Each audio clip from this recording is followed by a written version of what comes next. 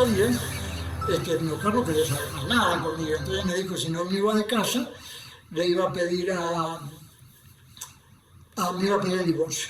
Entonces, bueno, yo acepté y me fui a vivir con mis padres. Y a los 5 meses me llevaron a 6 años de divorcio, alegando que yo había hecho abandono del hogar. Y bueno, entonces yo volví a casa, pero me mandó a la mierda, y bueno, estuve rezando para ver esperando que alguien de arriba me ayudara, y ahí en esa desestructuración fue que apareció la abuelita de ella, la abuela paterna. Me hablaba todo el día.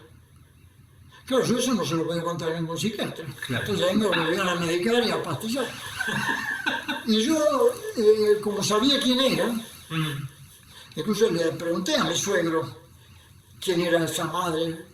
Me contó que era una mujer extraordinaria, vida extraordinaria, una pobreza. Había nacido huérfana de padre y madre. Los ancestros de ella la habían cargado un karma terrible. En el siglo XI habían quemado a un pueblo seremido, 20 kilómetros al sur del lago de Como. Habían metido encerrada a la mitad del pueblo en la iglesia y le habían prendido fuego. Wow. Y 10 siglos después, esta señora que venía de esa familia que se habían salvado, estaba pagando todavía las costillas de ese karma. Los padres se habían fallecido al nacer ella, o sea que nace huérfana de padre y madre, la crían unas hermanas solteras en La Rioja. Después se casa con un hombre muy pobre de San Luis y allí tiene 10 hijos. Y uno de los hijos es mi suegro. Un hombre macanudo, ¿no? Pero, y ella también, muy bien. Pero yo te digo, estudiar estos temas te vuelven loco. Ferdinand de Saussure nunca más volvió a la lingüística histórica, se dedicó a fundar la semiología y después la semiótica. Pero la semiología es lo único que estudia, es cómo se fabrican todavía hoy los ladrillos de Babel.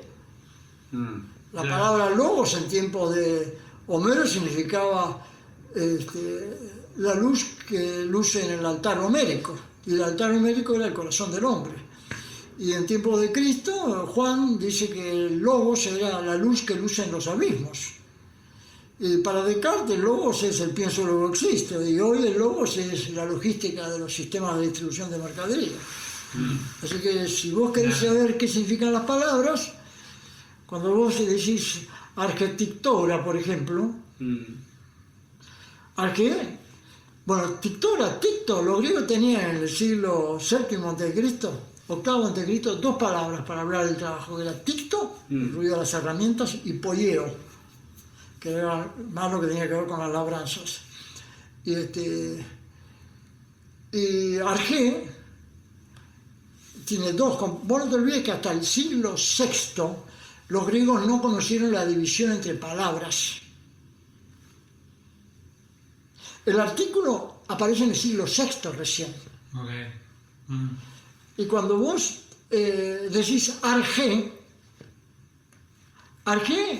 ¿qué significa para vos? No sé, principio, Tal origen. Tal cual. Argé es la raíz primaria, pero G, vos antes de desarrollar una ontología del lenguaje, tenés que fundar una ontología del habla. El hombre tiene, como Homo sapiens, 1,5 millones, 1.300.000, 1.100.000 años. Pero recién, en el año 8000 antes de Cristo, pues imagínate, ¿no? De 1,5 millones a 8.000 años, ahí solo se manejaba con monosílabos, guau, guau, mumú, o bisílabos, onomatopeya, igual que los perros, igual que los animales.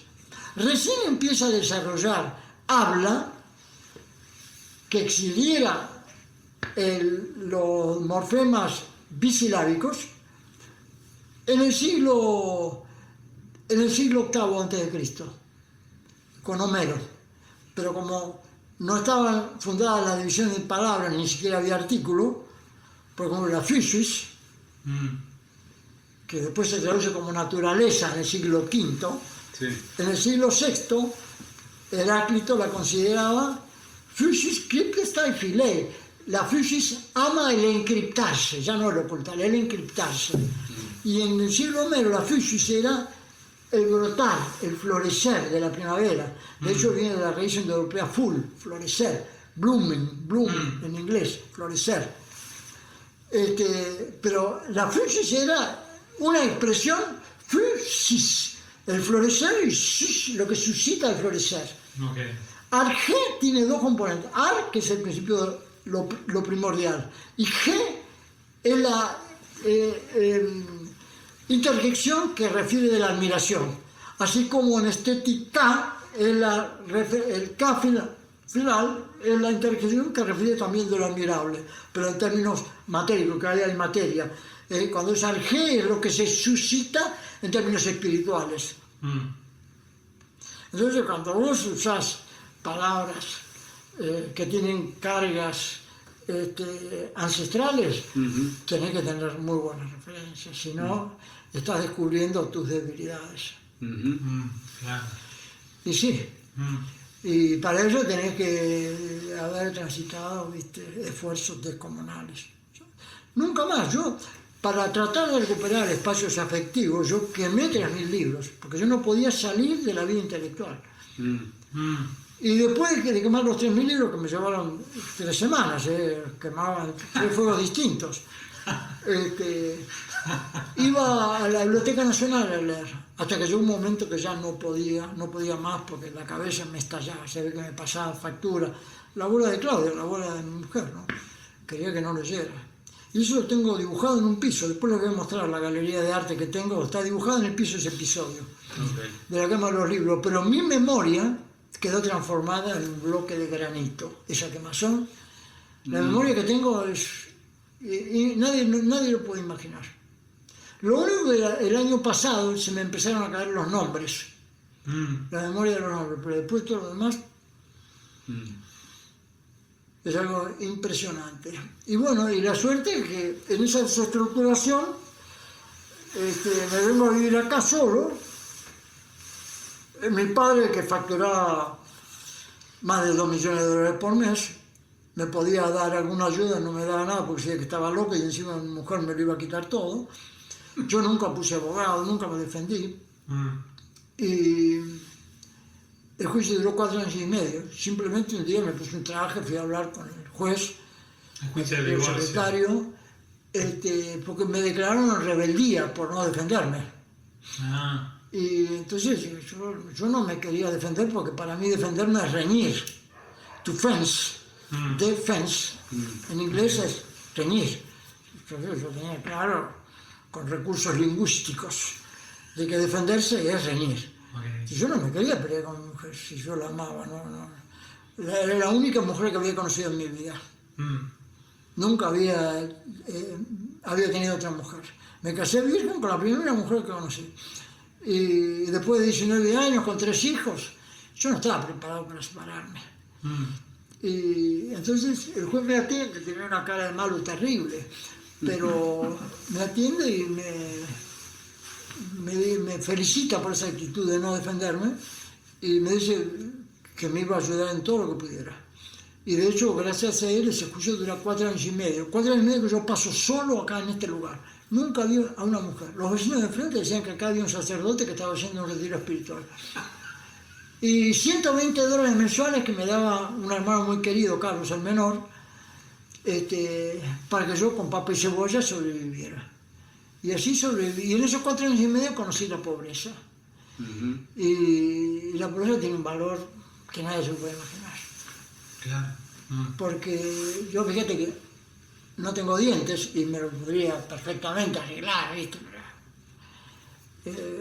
Cuando me entero de que me vienen a buscar, y me di cuenta lo que me había dado Alflora para estar esos 18 años serruchando la tapa de la tumba de Isaac Newton, me di cuenta de que yo cuando llegué Alflora, después de 14 años de serle fiel, ella nunca me habló, solo a las 5 menos cuarto de la mañana me pasaba la información.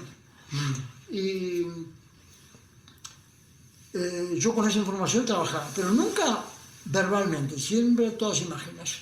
Y un día, después de 14 años, me despierta alborozada y me dice, Francisco, quiero que seas mi esposo. Así que hoy estoy casado con una difunta. Y entonces, viste, dándome cuenta que, imagínate que Einstein decía que Newton es el hombre que fue el más inteligente de toda la raza humana. Y estarse luchando, a los 19 años, la tapa de la tumba de Isaac Newton. Los horrores de criterio son tan descomunales que solo estimando el robo de calorías, nada más, no el costo de las obras hidráulicas o el costo de muertes silenciosas, es la principal causa de muerte en el planeta, las aguas contaminadas. Mucho más que las guerras, que los accidentes de tránsito, que el cáncer, que los infartos, mucho más. La principal causa de muerte, eso lo dijo la ONU hace 13 años, son las aguas contaminadas. ¿Y cómo puede ser? Nadie dice nada. No hay un solo juicio en la Corte sobre esos temas. Y siguen creyendo que las aguas se ven por pendientes en los fondos. De Atucha a Punta Lara tenés 4 milímetros de pendiente por kilómetro. Energía gravitacional ahí. Toda energía solar, que por costas blandas y bordes lábiles se transfiere a las energías menores y mayores. Todas las plantas, totoras, tilo, todo lo que son pastitos, todo eso, y cargas sedimentarias, todo eso se transfiere por energías convectivas, descubiertas por Henri Bernard en París en el año 1900. Y ya en la década del 70 fotografiadas, con microscopios extraordinarios, el proceso de esas moléculas, que a su vez se desplazan en términos horizontales, porque esos son ciclos verticales, ciclos horizontales en función de un gradiente térmico de ligera menor temperatura, eso se llama advección. Si hay más de 2 décimas, las aguas no se mueven ni para un lado ni para otro, se quedan ahí. Pero incluso todos los tributarios estuariales del planeta, acá y en la China, nunca salen aguas abajo, siempre salen aguas arriba. Porque ese gradiente de ligera menor temperatura lo encuentran yendo para arriba, pegadito a la orilla. Si no, no sale directamente. Y eso es lo que le pasó al riachuelo en abril de 1786. Se rompió la curva del cordón de salida, porque la restricción que había en Cádiz, 1756, de que solo los barcos de Cádiz podían venir a las colonias del Río de la Plata. ¿Por qué? Y bueno, porque Napoleón había tomado España, entonces podían venir barcos de Inglaterra, de Francia, de todos lados. Y ya en 1786, eran tantos los barcos que entraban al seno del riachuelo, pegando una curva, ¿no? Porque la entrada estaba por la calle Juan B. Justo, Humberto Primo, Carlos Calvo, por ahí estaba la entrada. Y era paralela. Claro. Había tantas embarcaciones dentro que la curva del cordón litoral se rompe. Y todos festejaban, porque entonces ya era mucho más fácil entrar al riachuelo. Antes para entrar entrabas con viento del norte, noroeste, sudeste, pero Pero después cuando tenías viento del sudeste, pampero, no podías entrar. Claro. Tenías que esperar afuera para entrar. Y ahora, en cambio, entrabas y salías cuando te daba la gana. Lo que no se dieron cuenta es que al romperse la curva del cordón de salida, las mareas también entraban. Y como las mareas tienen una temperatura mucho menor que 2 décimas de grado, nunca más. Las aguas del Matanzas llegan hasta 1,5 kilómetros al norte de la Vuelta de Rocha. La Vuelta de Rocha se formó cuando se rompió la... ¿Sí? Sí, Eso no fruto del desencuentro, que ya no se generaba la salida sin encuentro mareal, porque la salida con agua hacia arriba evitaba que las aguas del Matanzas nunca tuvieran que encontrarse de frente con la del estuario. Pero acá se abre la boca, entra la marea, doble de bordea, y la menor temperatura hace que, ahora mucho más, porque con el puerto del Dock Sud a 12 metros de profundidad, la diferencia de temperatura es 1,5 grados. No salen ni mamadas las aguas del Matanzas. Vos sabés que tenían un río con 5 millones de habitantes en la cuenca, muertos durante 237 años. Claro. Locos. ¿Y cómo puede ser? El Instituto Nacional del Agua, que llegó a tener 700 investigadores, el CONICET, 2000 y pico de investigadores. ¿Cómo puede ser que nunca nadie refiera de esto? Nunca nadie. El gobierno de Francia les dio en su oportunidad en la década del 90 $120 millones para cementar toda la ribera del riachuelo, a 5 metros de altura. Ahora la dirigió Jorge Salavete, un vasco, lo aprecio mucho. Y bueno, todo eso, imagínate, alteas, canalizas, alteas y cementás. Claro. Los bordes de transferencia tienen que ser costas blandas y bordes lábiles. Y encima, todos los sedimentos, al no haber energías convectivas, porque todo eso precipita y hay desencuentro, toda la sedimentación en el riachuelo es de locos. Claro. Hasta los pluviales, los desagües pluviales están tapados. Y hace un año y pico habilitaron el dragado del Dock Sur, que estaba hacía 30 años sin dragar, por las causas judiciales, ¿no? Y bueno, ahí le metí otra demanda más, y finalmente salió en la Corte Suprema, vía originaria, y ahí está parado. Pero tuvieron que venir unos ambientalistas de La Plata, unos vascos de La Plata, a ellos le dieron bola. A mi denuncia, que era mucho más específica, no dieron bola. Igual está presentada, ¿no? Se paró el dragado. Pero la masa sedimentaria que se generó a la salida del riachuelo, fruto de ese desencuentro de energías, ¿no? Ahora, ¿cómo puede ser? 237 años. Las muertes silenciosas en esa cuenca superan las ofrendadas en la Guerra de la Independencia. Te estoy hablando de más de 300.000 vidas. Nunca jamás figuró en ningún reportaje esa cuestión. Cuando decís muertes silenciosas, ¿a qué llamas? ¿Por contaminación? Preguntá, andá al Ministerio de Salud, preguntá la cantidad de enfermos, de niños con enfermedades raras que hay, en la proporción que hay en esa cuenca y en el resto de la provincia. Ahí te vas a dar cuenta. 10-1. Entonces, por más que quieras exagerar, a lo mejor son 3 millones, no son 300.000, porque tenés 237 años para calcular muertes. Claro. Y vos cuando ves los índices de enfermedades que hay en Avellaneda, en toda esa zona, ¿cómo hace la gente para vivir acá? Claro. Ahora, si le llevas esa noticia a Delft, a los holandeses, se tienen que matar. Ellos hace 40 años descubrieron que las costas blandas eran mucho mejor que las duras, pero nunca más avanzaron en esa cuestión, porque se tienen que matar. Los desastres que han hecho los holandeses y los alemanes en el Elba y en el Rin no tienen nombre, se tienen que matar. Pues canalizaron todo, ¿no? Claro, ellos para juntar sedimentos sacan así escolleritas en las riberas del Rin y el Elba. Con eso destruyen todo, claro, están todo el tiempo dragando, obvio. Sí. Tienen que hacer una represa, unas obras de arte que, claro, todo el mundo lo celebra. Y como todavía todos siguen creyendo en mecánica de fluidos, los premian. Claro. Pero los premian a ustedes para que hablen de las aguas. A ustedes le van a tener que pedir permiso para no ir presos. Porque los testimonios son directamente, yo acuso directamente a los discípulos de Newton, no hay otra, no queda otra. A mí me vino a ver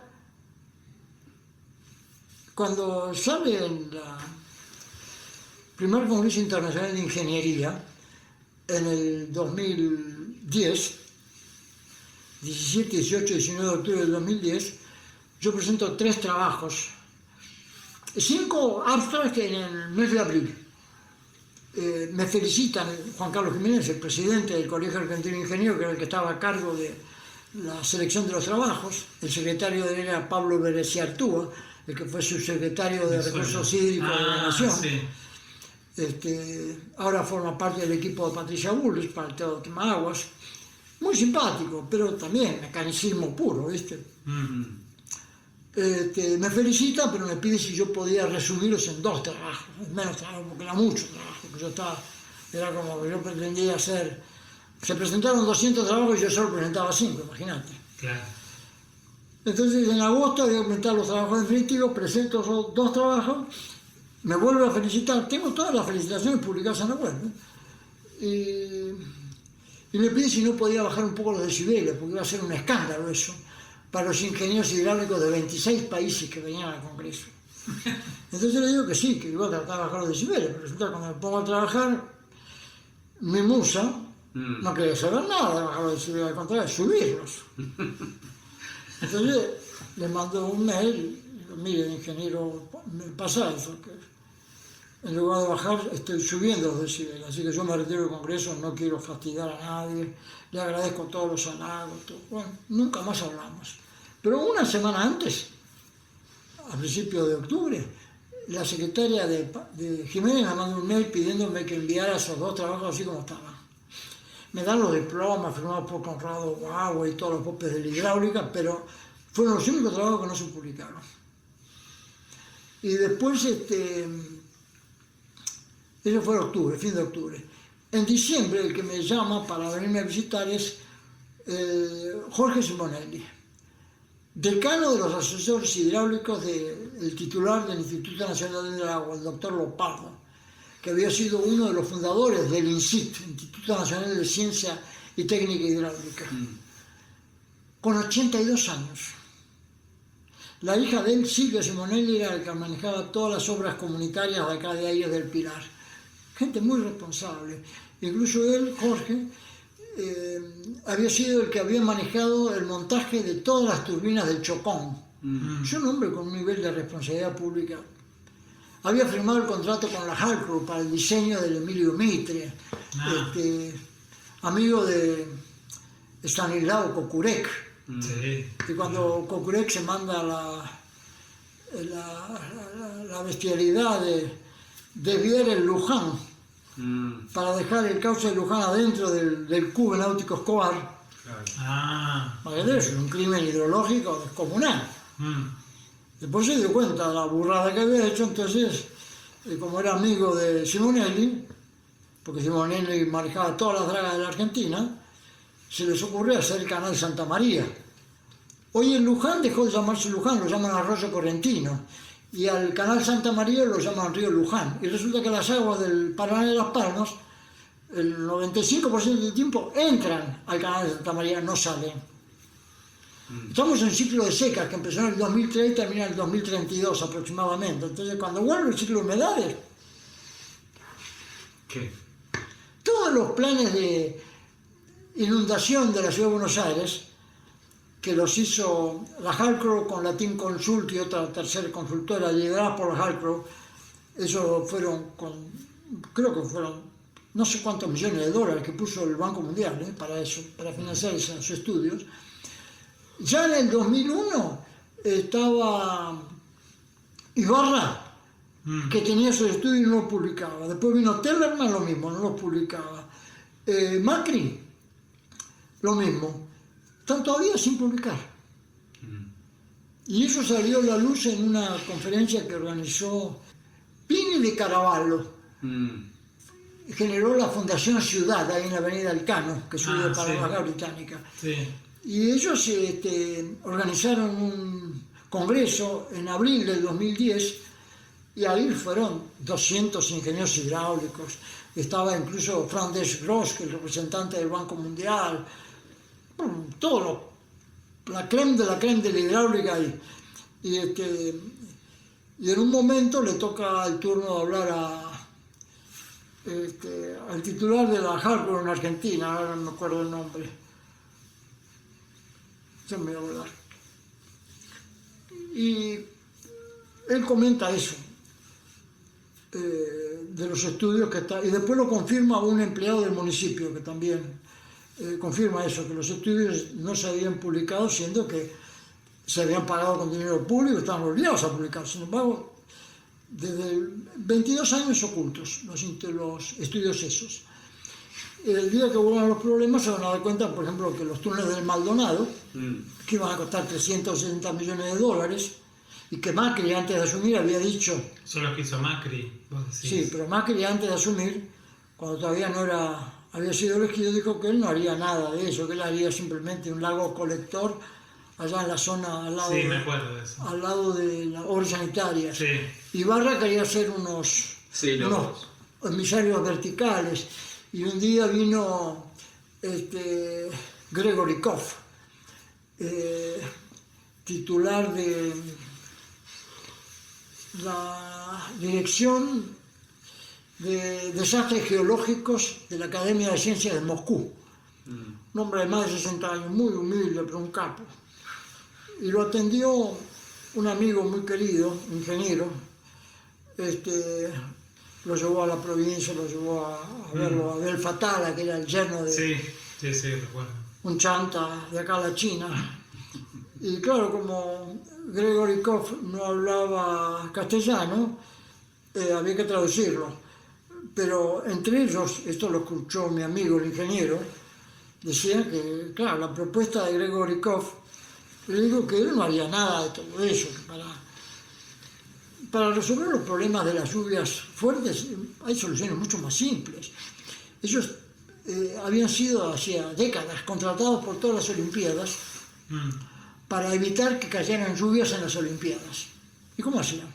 Bueno, tenían los radares que advertían de la llegada de un frente cargado de agua, entonces mandaban aviones cargados de sedimentos de alta higroscopicidad, y entonces largaban los sedimentos y por las térmicas el agua cumplía el ciclo hidrológico, subía, mezclaba esas moléculas de tierra con las moléculas de agua que no tenían el peso para cargar, generaba una gota de agua de suficiente peso para cada día y la precipitaba.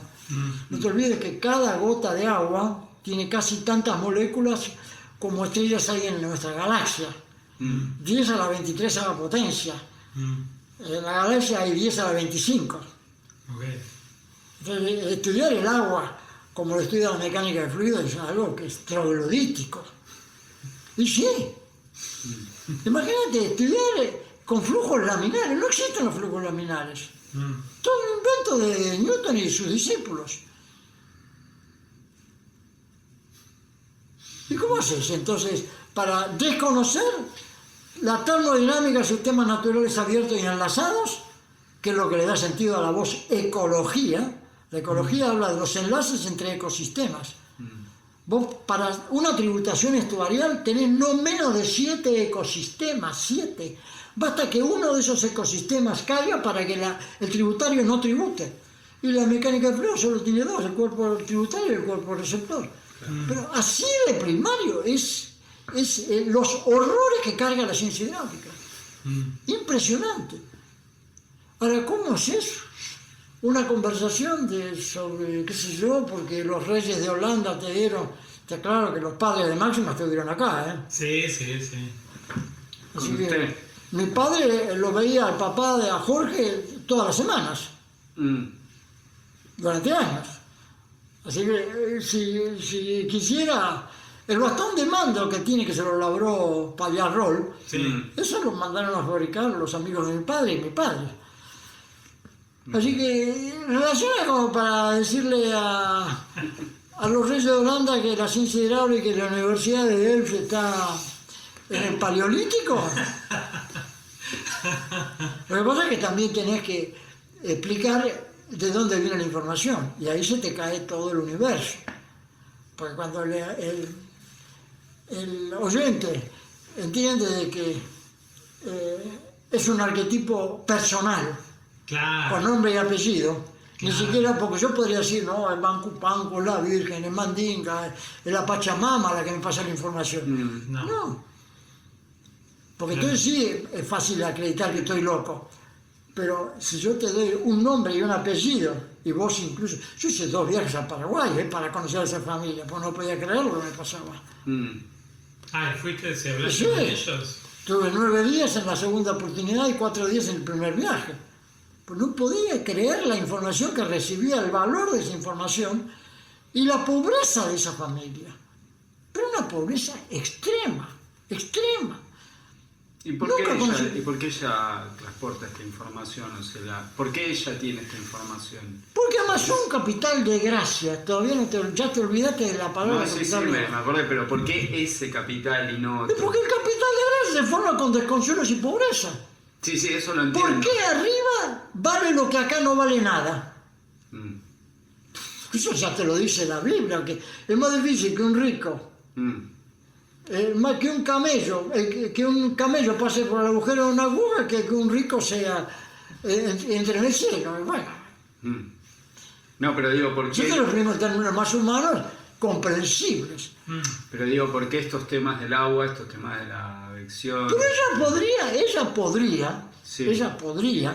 si me quiere mandar otro tipo de información. Claro, esa pregunta. Pero se da cuenta que en materia de ciencia no hay nada más espantoso que los horrores que carga la ciencia hidráulica.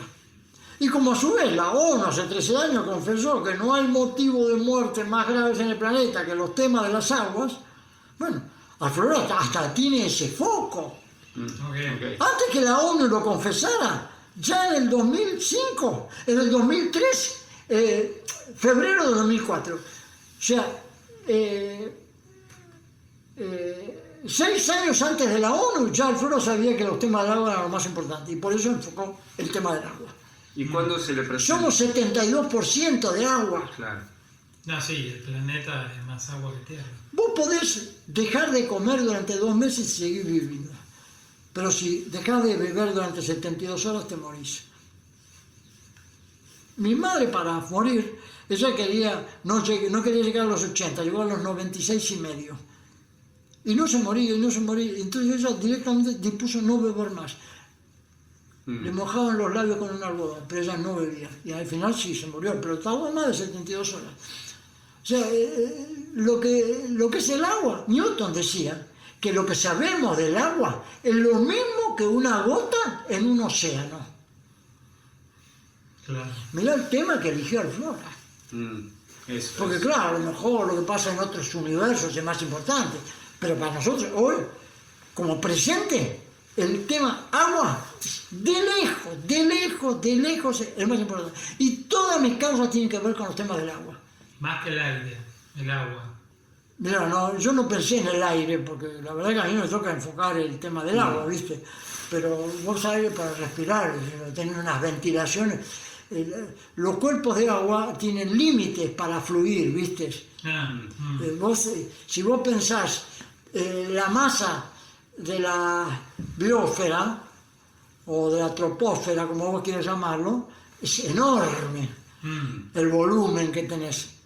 En cambio, el volumen de agua que tenés en el planeta es infinitamente menor. Y la del agua dulce, a su vez, infinitamente menor.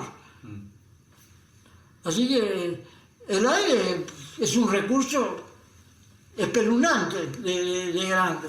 Tenés corriente de viento que te ventila. Pero el agua es... Si encontrás algún elemento más trascendente que el agua, es decir, cambio de tema, digo a Flora que me pase otra información. Bueno. Claro, ella tiene capital y gracias para serruchar la tapa de la tumba de Newton. Ya te descubre eso, si vos haces foco en la cuestión, la escala de los valores de los capitales de gracia. Por supuesto que hay gente que tiene menor capital de gracia y no tiene para serrucharle la tapa de la tumba de Newton. Pero Alflora, para serruchar la tapa de la tumba de Isaac Newton. Imagínate el capital de gracia de Alflora, lo que es. Impresionante, impresionante. Así que si vos querés hablar de otra cosa más importante que el agua y el valor de lo que suscita lo admirable, de psique, de arjé. Psique no es lo psíquico que nos pertenece, no es que nosotros tenemos una dimensión psíquica. Nosotros habitamos estamos habitados por lo psíquico, o sea, nosotros habitamos en psique. Psique es el espíritu, porque nosotros tenemos un alma, y uno reconocía la existencia de un alma. Él no necesitaba imaginar el alma como un ámbito. Él sí necesitaba entender al alma como un arquetipo. Bueno, en mi caso yo entiendo el alma como un lugar cohabitado. Si tenés varios arquetipos adentro del alma, no te quiero contar la sinfónica que tenés, no sé cómo haces para dormir. Pero cuando vos has sido fiel y tenés un solo espíritu en el alma, la vida marcha con una fluidez que ni te cuento. El alma es un ámbito que está donde habitan los espíritus. De acá, del diafragma para arriba, pertenece a psique. Entonces ya te digo, no es que tenemos un aparato psíquico, no. Eso es lo que dice la psicología. Nosotros pertenecemos, tenemos un alma y el alma está cohabitada por psique, que es la que nos regala los sueños, los deseos, las intuiciones, los azares, la intelección, todo tipo, todo lo que es vital. Y tenemos de acá para abajo todo lo que pertenece a Eros, que tiene en el estómago su intelección y en los genitales su vientre. Nosotros tenemos el mente y corazón, perdón, su vientre, su corazón, mente y corazón. Y la parte de Eros tiene en el estómago la intelección, la mente, y en los genitales el corazón. Eso es lo que descubre un cuerpo esquizofrénico. Dos pedazos. Cuando vos tenés esa desestructuración nuclear, vos quedás escindido. Eros queda escindido de psique. Y ahí te das cuenta que la que te salva la vida, porque vos podés estar a lo mejor 2 meses, 3 meses, solo, completamente solo, no tenés ninguna posibilidad de hablar con nadie, porque no tenés psique que te ventila. La ventilación viene a través de psique. Entonces sobrevivís en un estado que es intransferible como relato, porque no se puede explicar cómo vos sobrevivís sin los vientos de psique. Pero a mí me tocó vivir eso, en esta soledad completa acá. ¿Vos estuviste acá? Sí, claro, soledad completa, completa, completa. ¿Durante cuánto tiempo? Sí, y silencio completo, sin hablar con nadie, no podía ni hablar porque no tenía el viento ni siquiera para expresarme. Hasta que un día aparece en sueños y me dice que ese año yo iba a conocer a la piedra preciosa. Y ahí aparece Julieta Estela Luro Pueyrredón. Y el primer día de 1985 la conozco en la casa de un amigo muy querido, Blas Castaña y su mujer, los dos artistas, ahí en Belgrano R, y desde ese día yo no paré de sentirme cohabitado, no por Julieta, sino por la abuela de Julieta, Estela Livingstone, la mujer del hijo menor de Pedro Luro, fundador de Mar del Plata. Yo a Estela Livingstone le debo toda mi pluma. Yo estuve 20 años sin expresar nada de todo esto. Del año 2000, en que yo caigo en esa situación de soledad completa, al año 2020, 4 años y medio en soledad, ¿no? Y después, de la mano de Julieta, todo lo que vos ves en el campito, todas estas obras, nunca tuvieron plan estas obras, todo como los arquitectos del siglo X, hasta el siglo X, los arquitectos no hacían planos. Eran grupos de familias que, bueno, yo lo mismo, todas mis obras no tienen, los planos aparecen después de la obra terminada. Nada. Si yo le pido a un azulejista que me haga este piso, el tipo me corre con una carabina de 4 canos. Y bueno, este mueble, por ejemplo, también hice yo. La mesa aquella también. No, aprendí en esos años de pobreza todo lo que no te puedes imaginar. Después en la pobreza aprendí a comprar todo en remate, todas las que tenía son todas compras de remate. O sea, el valor de ser pobre te da otra dimensión, eso no. Pero cuando vos viniste acá, ¿cómo era el lugar este? ¿Este lo elegiste? Era una ex fábrica de cohetes, de pirotecnia. Okay. El dueño había muerto en el año 57 en una explosión junto con el capataz y 2 mujeres, y 3 mujeres. Aquí. Y desde ese entonces había quedado en manos de la viuda y 2 hijos. que lo tuvo hasta el 80, cuando yo tengo un sueño, el 6 de enero de 1980, el día de los Reyes Magos, que me indicaba comprar una parcela rural. Y esa misma mañana me levanto y veo una inmobiliaria grande y me muestran esto. Y yo, sin consultar con mi mujer ni con nada, hago una contraoferta y a los 15 días la compro. Y a los 9 meses se me vino el mundo abajo y termino viviendo aquí, solo. Pero claro, es una parcela rural tan antigua, un día por error entro al archivo histórico de geodesia y descubro, vos estás firmando todo esto, ¿no? Sí, sí. Por eso, buenísimo. No, buenísimo. Y descubro que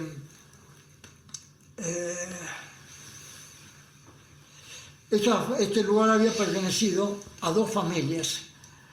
Una la conservo hasta 1910 y la otra a partir de 1685 ya estaban viviendo acá en la zona, en una parcela de 15.000, de mucho más de 15.000 hectáreas. Ahora te cuento la historia. Y cobraba los arrendamientos para el dueño, que era Miguel de Riglos, un vasco que había venido de Tudela, Navarra, con 14 años, y a los 18 años se casa con la nieta o hija menor de un inmigrante portugués, Amador Báez de Alpoín, un hombre que había hecho una fortuna impresionante, y este hombre se casa con 18 años con esa hija o nieta que tenía 43 años. No tienen hijos, pero hereda todos los bienes. Y en adición lo nombran, o se hace nombrar, sargento general del presidio.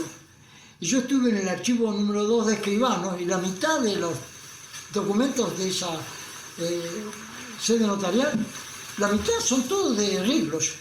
Los presos estaban a favor de él para tener un poco mejor de comida, mejor tratamiento en las celdas. Era el hombre más rico, fue el hombre más rico del hemisferio sur. Las 12 suertes de estancias, desde el Rincón de Escobar, desde los Altos de Cazador, 12 suertes de estancia, cada suerte tenía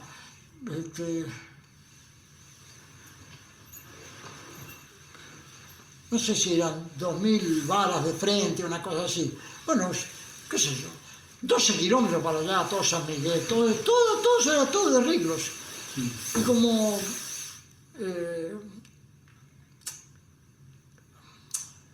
Manuel de la Cruz era el que le cobró los arrendamientos, Riglos, en agradecimiento, le dona una parcela de 15.000 hectáreas que arrancaba donde hoy está San Sebastián hasta el Reconquista.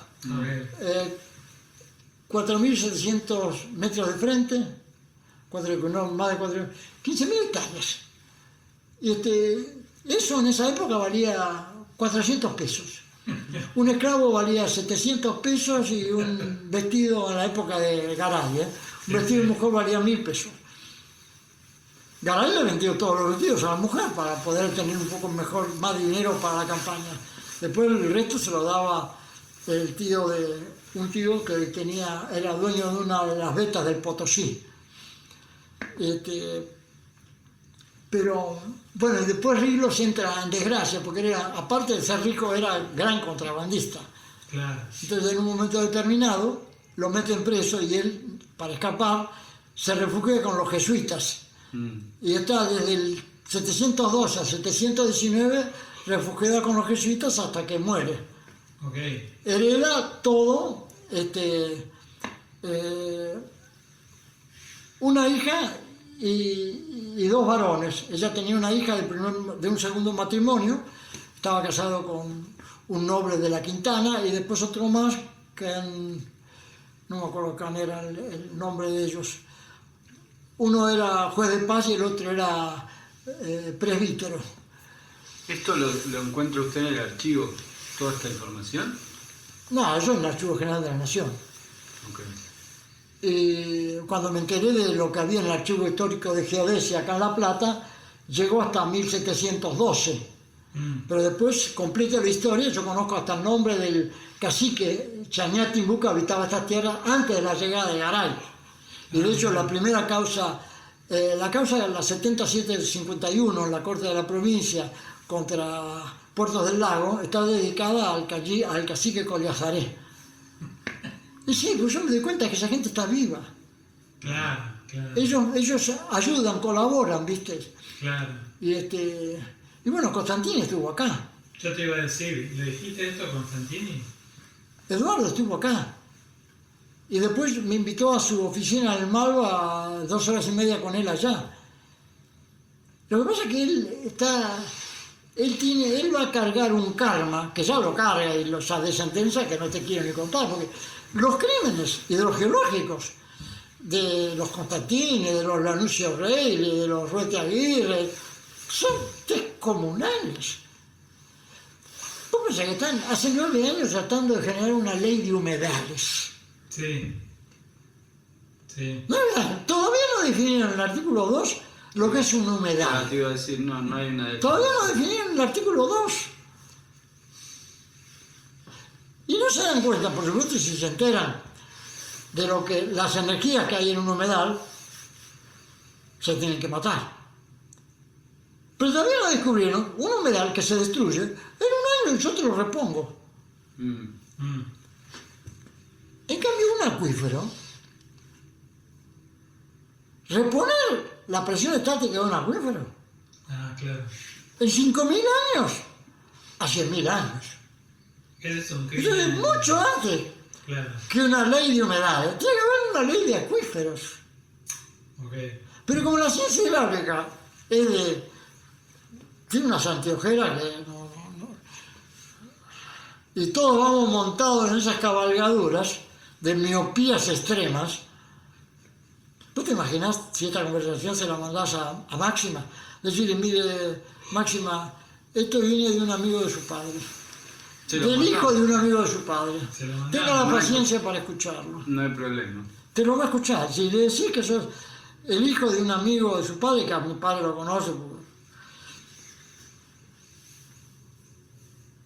Así que ya te digo, los temas estos son espantosos. Entonces, el tema de los capitales de gracias es lo único que entra a psique. O sea, yo tengo mi alma, es espíritu acá. Y, no te conté que a los 14 años era alborozada. Alflora me dice, Francisco, quiero que seas mi esposa. Y ya te lo dije esto. No. ¿Cuando usted tenía 14 años? No, a los 14 años de estar con Alflora, cohabitado con Alflora. Lo contó. Sí. Ella un día alborozada, la única vez que me habló, en 19 años, nunca más me habló.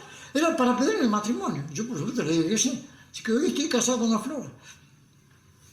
Y si yo no confieso esto, yo sería un recontra hijo de mala madre, de mal padre, de todo.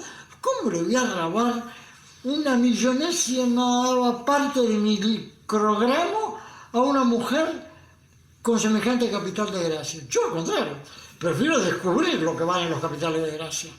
Claro. Porque el que quiere amasar capitales de gracia sabe que esa historia de la aguja y el camello tiene un valor. Darle dinero a los pobres es una bestialidad. Los ancestros de los pobres saben que sus familias son pobres. Después, fuera de la filmación, te voy a contar algo.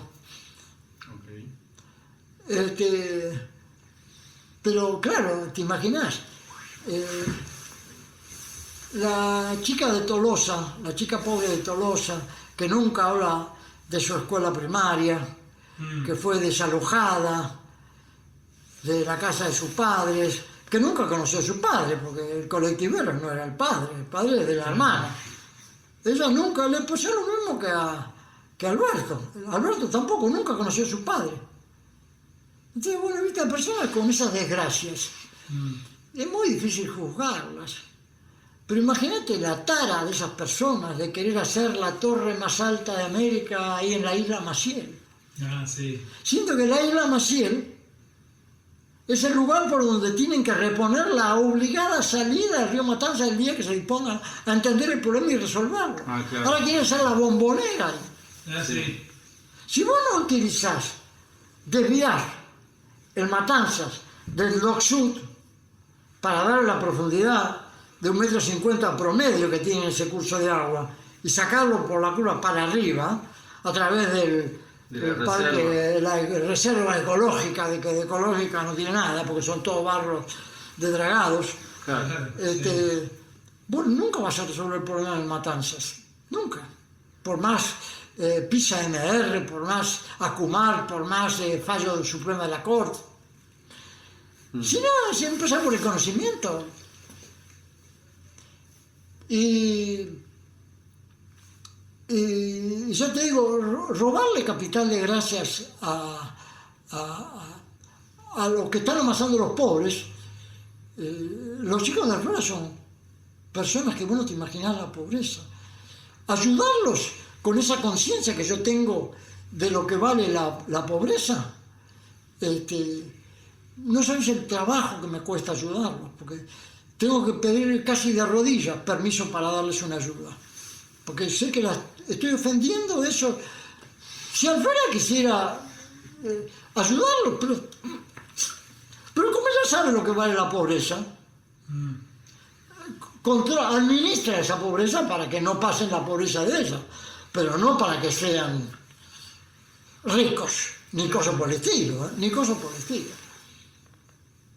Así que todos tienen ancestros arriba que conocen nuestras dificultades. Entonces, cuando vos querés resolver los problemas, si son tu familia, sí, ahí no tenés ningún problema, estás obligado a ayudar. Pero cuando no hay un compromiso así matrimonial, digamos, imposible. Tenés que respetar eso. Después ya te digo, fuera de cámara te voy a contar algo. Es una ayuda que quise dar y me la congeló así, Flora. Ah, mira. Sí.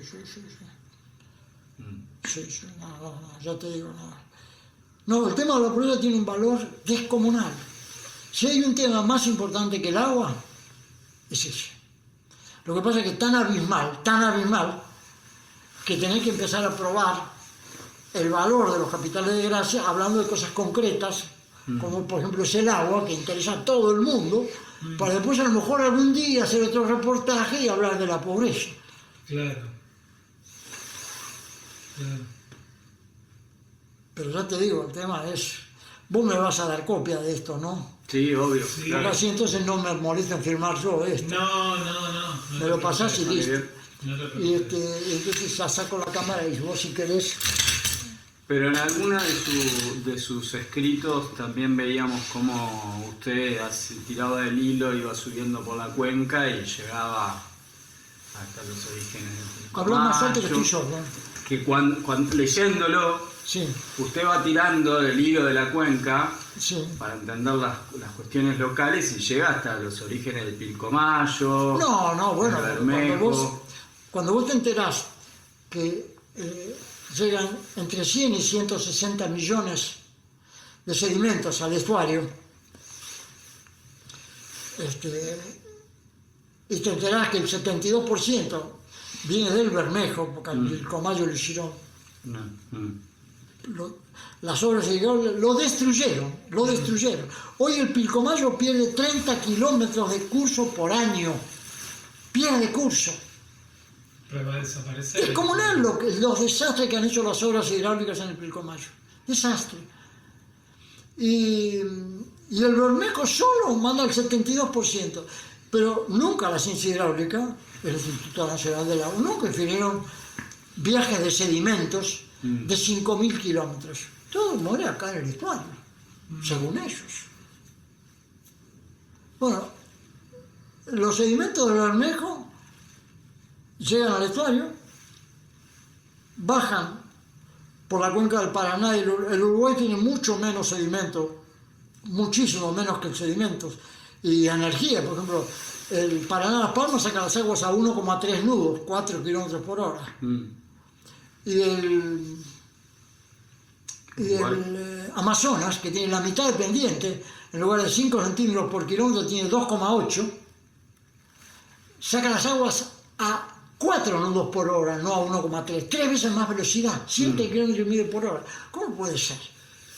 En lugar de 2,5 kilómetros por hora, 7,5 kilómetros por hora, con la mitad de pendiente.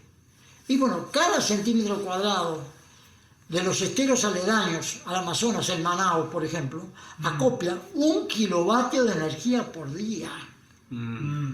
La energía que acoplan los esteros aledaños al Amazonas supera el 50% de toda la energía que consume los Estados Unidos. La energía que mueve la corriente cálida del Golfo, que no es la más importante del planeta, es la segunda, mueve 100 veces más energía que toda la que consume el hombre en el planeta. Ahora, ¿cómo puede ser semejantes escalas de información y la ciencia hidráulica no dice nada? ¿Qué tienen que hacer los reyes de Holanda con la Universidad de Delft cuando escuchen esto? Se lo mandamos igual. Es decir, manden primero un psiquiatra para ver a este tipo. Por lo menos, él dice estar loco, pero loco lindo, porque, digamos, hay 3 categorías de esquizofrenia. Yo me aprecio ser esquizofrenio, ni grave ni agudo, sino esdrújulo. Esquizofrenia es cuando vos tenés escindido en el diafragma la parte de los cimientos y las sabias, que es lo que te da, marca tu identidad, de lo que viene del amor vincular, lo que viene del vínculo, que es psique. Y a través del vínculo del amor, vos podés aprovechar las energías que aportan los cimientos para elevar esfuerzos. Pues si no, ellos tienen que estar callados. Yo cuando conocí la partida de Psique, yo estuve en silencio, porque me rompía el alma acá trabajando, pero no hablaba con nadie. Porque no podía comunicarme, no tenía el viento para elevar esfuerzos todo el tiempo. Pero la inspiración, la elevación de los esfuerzos tiene un sentido cuando tenés ese espíritu en el alma que ventila y le da la oportunidad a esos esfuerzos a que florezcan, a que aparezcan. Pero nunca ellos hablan. Los que hablan son el espíritu que viene del Psique. Ahora, enterarse de eso, de que tenemos un Eros y un Psique escindido, y que solo lo advierten los esquizofrénicos, eso lo dice el propio Jung. Jung, ya entrado en años, dice que la esquizofrenia es la única que echa luz en el cuerpo oscuro de ego. Y vos fíjate que la palabra ego también tiene una raíz lingüística interesantísima, que incluso excede lo indoeuropeo. Go es el espíritu, todo lo que tiene apoyo acá a la zona gutular. De hecho, para los vascos, go es el Espíritu Santo. Y es la vocal que asiste. Así como, por ejemplo, en la palabra estética, la E es lo que asiste, la S es lo que suscita, y Tetis, de Teti, es la diosa de lo indecible, y K, final, es lo admirable. O sea, asistir a suscitar lo indecible. Eso es lo admirable, eso es lo estético. No como dice Borgna, que hay estéticas que son pelotudas. Asistir a suscitar lo indecible no es lo lindo o lo feo, que ahí sí entra lo de pelotudo, porque hay mucho arte que no supera la categoría de pelotuda, porque no, de profundidad no tiene nada, de asistir a suscitar lo indecible no tiene nada. Tetis era una diosa tan complicada, que por eso estuve 20 años en silencio sin hablar de estos temas. Era tan complicada que ella es, junto con Okeanos, el padre de lo profundo, lo que asisten a Dionisio cuando es arrojado del paraíso por su padre, por una cojera que exhibía a Dionisio. Nunca nadie dijo cuál era esa cojera. Estimo que era una cuestión de infidelidad. Entonces, el padre lo arroja del paraíso. Y cualquiera se da cuenta que las infidelidades generan abismos. Ese abismo lo conoció Dionisio. Y quienes los rescatan de ese abismo son Tetis, la diosa del indecible, y Oqueno, el padre de lo profundo.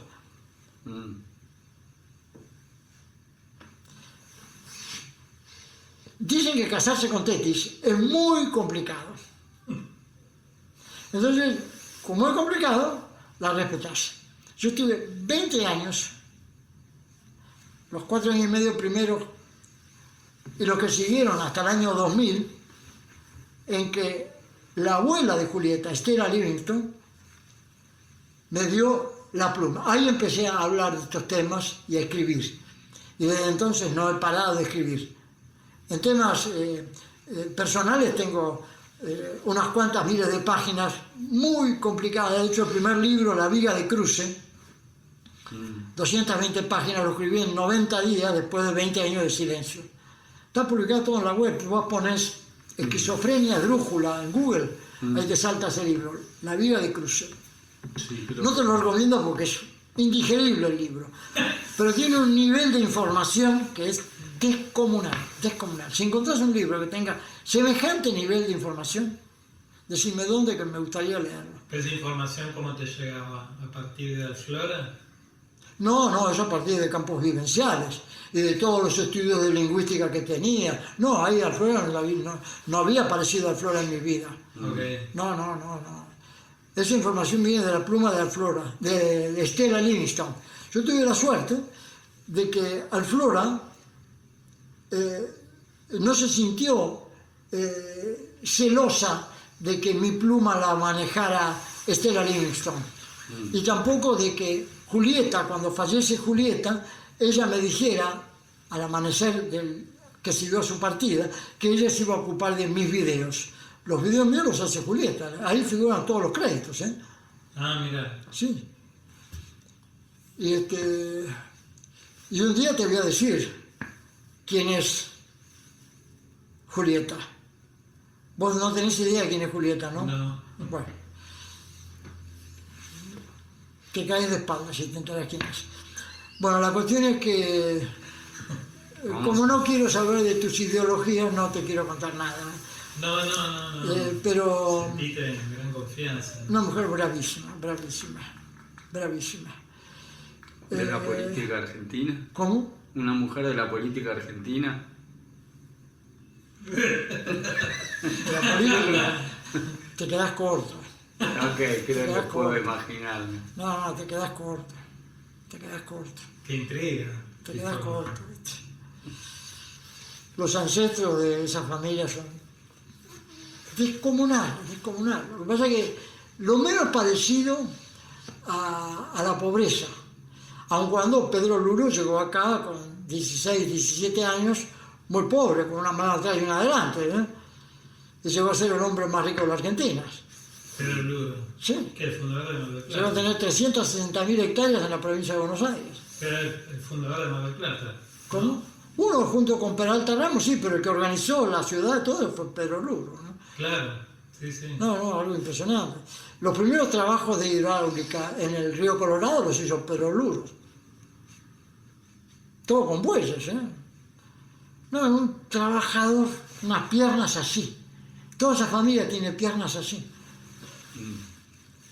No, o sea, estos son cimientos y sabias, No, algo increíble. Los sufrimientos de Julieta en su vida, increíble. Y se viene a encontrar con uno sufrido, pero tan virgen en todo, que cuando me conoció me dijo: yo a vos no te banco. Y me bancó 19 años. Así que todo lo que está construido acá se lo debo al amor de Julieta. Los 1.700 árboles que planté, los más de 4.500 arbustos, la creación de paisajes, las esculturas, los 1.800 metros cuadrados de obra, todo sin plano, sin nada. Todo para mis hijos y para ella. A ella le hice también una casa muy linda. ¿Y todos si tus vos la hijos ves, vivieron acá en algún momento? ¿Todos? Sí, esta casa estuvo habitada hasta el 2001, sí. Todos vivían acá en el predio este. Claro, mi hijo vive en la casa que está allá, mi hijo mayor. Acá vive Maitena. Maitena es la que preside la comunicación interna y externa de la empresa para toda Latinoamérica, México, Brasil, de la empresa de comunicación más grande del planeta. Así que imagínate si aquellos, esa tradición que viene del abuelo, que era comunicador en Bilbao, en 1892 dejó sembrado algún capital de gracias, porque el abuelo también fue pobre. Mi padre conoció la pobreza que no te imaginas. Llegaron después a tener el segundo terreno más grande de la Argentina y hacer el 10º trabajo más grande en volumen del planeta. 4.500 toneladas de 36 gramos por año para la guía telefónica de Buenos Aires cuando era todo AMBA y CABA juntos. 100 toneladas de papel por día. 25 camiones distribuyendo la guía telefónica. ¿Eso lo hacía tu familia? 12.800 metros cuadrados solo ahí en la calle Luca, ahí en la loma de Luca, el antiguo basural de Buenos Aires, antes de la maternidad Sardá y el Instituto Bernasconi. Sí. Y después otra imprenta más, taller gráfico de otros 5.000 metros más, ahí en los bajos de Constitución. Así que, no, lo que han trabajado mi padre y mis tíos y mi abuelo no tiene nombre. Y eso dejó un capital de gracias, y se ve que eso, bueno. Sebastián, mi hijo Sebastián, llegó a colocar 680 kilómetros en un solo año de carteles en Europa. ¿Cómo de carteles? Tyvek. Ah.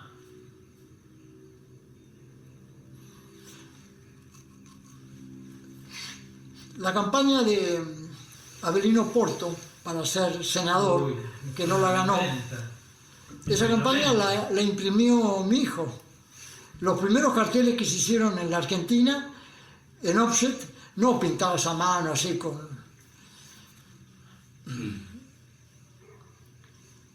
Así que bueno, la tradición gráfica y la comunicación, hoy la suerte que tengo, por ejemplo, es que hoy no necesitas dinero para comunicar. La internet te lo da todo, para informar y para comunicar. Yo digo, tener el récord mundial de causas de hidrogeología, hidrología en Cortes Supremas, de todo el planeta, sí, sin gastar un mango. Pero tiene una arquitectura tu sitio, porque... ¿Cómo hablamos? Tiene una arquitectura tu sitio, porque tiene como... es muy... bueno... Tiene muchas partes. Vos pensás que cada hipertexto, sí, cada página tiene no menos de 500 o 600 o 700 hipertextos.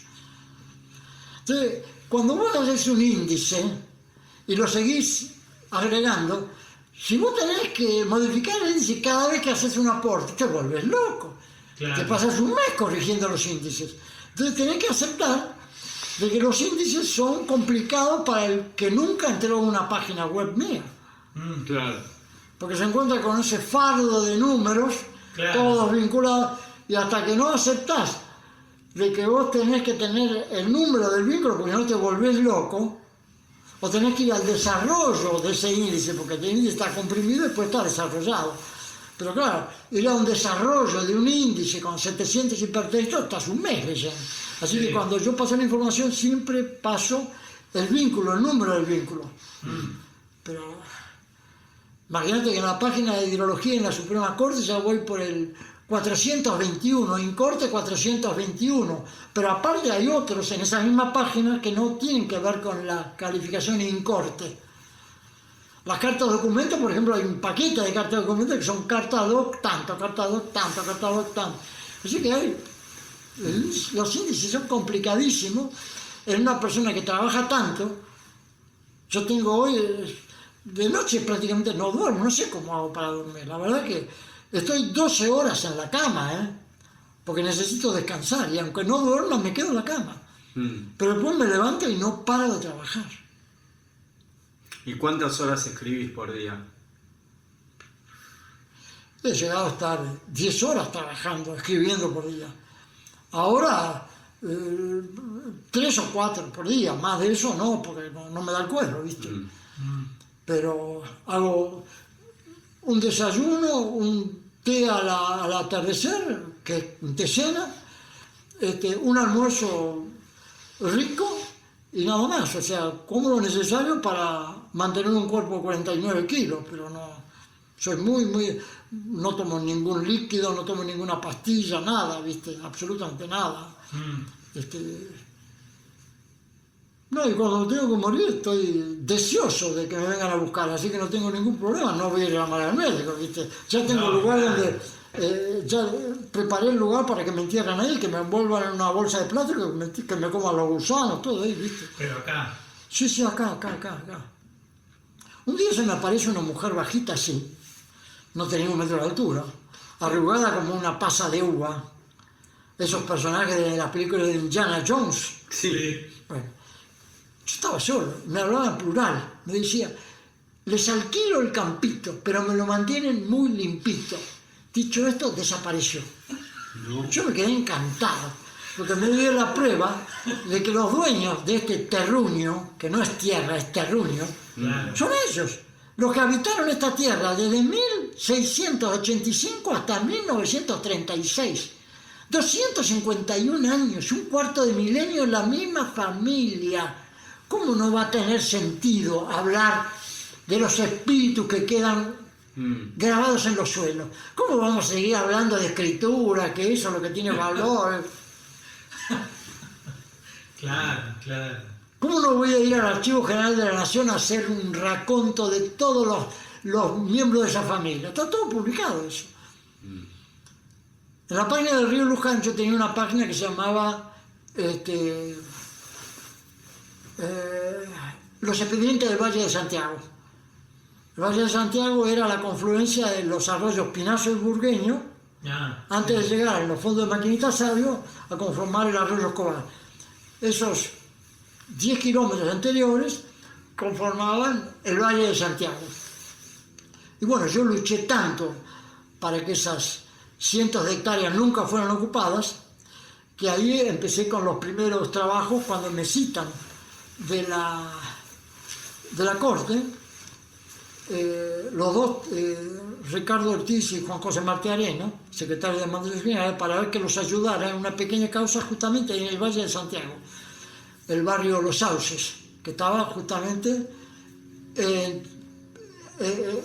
al inicio del valle. Y resulta que Eduardo Ramón Gutiérrez, que también está en ese mismo valle, había hecho un relleno de 300.000 metros cúbicos de tierra, 30.000 camiones.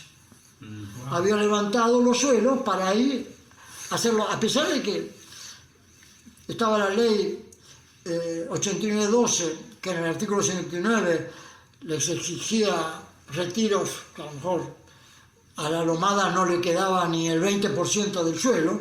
Bueno, ellos a esa ley la ignoraban. Pero después había otra anterior, de 1960, el reglamento 11.368 del 61, que exigía como mínimo, si no había estudios de hidrología apropiados, que como mínimo fueran 100 metros. Bueno, ahí construyen hasta los 15 metros. Claro, cuando viene la época de lluvias, grande problema. De hecho, el dueño de esas tierras era el hermano de Tato Bores, Abraham Borenstein. La nieta se casó acá. Y Abraham un día organiza un gran asado con miembros del Banco Nación que le iban a dar el dinero para hacer un barrio, qué sé yo, un loteo. Y justo el día anterior se largó una lluvia y se tuvo que suspender el asado porque estaba toda la lomada inundada. Entonces llegó un momento, pasaron después muchos años, en que la compra Agop Caragosian, de las alfombras, todo eso, sí, de los textiles, todo eso. Sí. Y Agop, como no sabía nada de eso, se asocia con otro que era testaferro del grupo Menem Bausá, descendiente de Huichis, que aprovechaba el capital de gracias de sus ancestros Huichis para hacer negocios. Y de hecho, los negocios que ha hecho Eduardo Ramón Gutiérrez no tienen nombres. con todos, ¿eh? Él se lleva bien con todos los gobiernos, de izquierda, de derecha, de arriba hacia abajo. Claro, está bien. Es un campeón mundial. Fue ese que al entrar yo al salón de verano de la corte me dice, Amororto aquí, Sí. él o yo. Le dediqué un video hace un par de años para festejar el cumpleaños de Marcela, de la señora. Me lo agradeció, o sea, terminamos amigos, porque tanta denuncia le he hecho, pero siempre es un zorro inteligente, nunca comete 2 veces el mismo error. Y nunca generó crímenes hidrogeológicos. Las burradas que hace él son hidrológicas. Okay. Se pueden arreglar, si quieren arreglar, en poco tiempo. Las otras no, las otras son de 5.000 a 100.000 años. Vos decís las de Constantini. Sí, Constantino, Pirará, ¿no es cierto? Todos los santos de Villanueva, San Sebastián de Endico, todos los Lanucio Rey, ¿no? Esos son bestialidades que no tienen nombre, no tienen nombre. Cuando lleguen los pobres esos al paraíso se van a encontrar unos karmas que no sé cuántos milenios van a estar, porque si los karmas que cargó la abuela de mi primera mujer, después de 10 siglos todavía lo seguían cargando la pobre abuela, te imaginas los karmas de los descendientes de Vico. incluso un hermano de él, de Eduardo, tiene el frigorífico rioplatense. Matan 1.800 reses, sale todo hecho jabón, todo eso va al arroyo Las Tunas, de ahí pasa por Nordelta, de ahí va a la Reconquista, y de ahí va al Luján. Vos sabés lo que son los jabones de 1.800, y todo lavado con 6,5 millones de litros diarios de agua salada de Lipopuelches, que por artículo 106 del Código de Agua Provincial está prohibido sacar agua de ahí. Sin embargo, ellos sacan 6,5 millones de litros diarios. 5 perforaciones tienen. Te iba a decir, ¿cuántas perforaciones tienen? 5. Ahora quieren hacer más. Y resulta que vienen de los PDS, de la Autoridad del Agua, y les piden nuevos hidrómetros para colocar, para medir, qué sé yo, qué. Está todo saturado, imagínate, los hidrómetros esos no funcionan, porque todo jabón, eso no es agua. Está todo saturado, todos los capilares de esos mantos filtrantes, de ese freático, eso ahí no puede funcionar ningún hidrómetro. Pero aparte, en lugar de decir que pongan hidrómetro, en lugar de decir de dónde viene esta agua y clausurar eso, porque esa agua no se puede extraer, simplemente pongan 18 hidrómetros nuevos. O sea, la complicidad de las autoridades de la administración pública, Autoridad del Agua y OPDS, de acá hasta acá, claro, tan criminales como estos. Y bueno, esa causa también está en la Corte. 78.545 en la Corte Suprema de la provincia. Pero bueno, es obvio que la justicia en la Argentina, como decía Darwin hace 190 años, se lo compraba por muy poco dinero, muy poco dinero.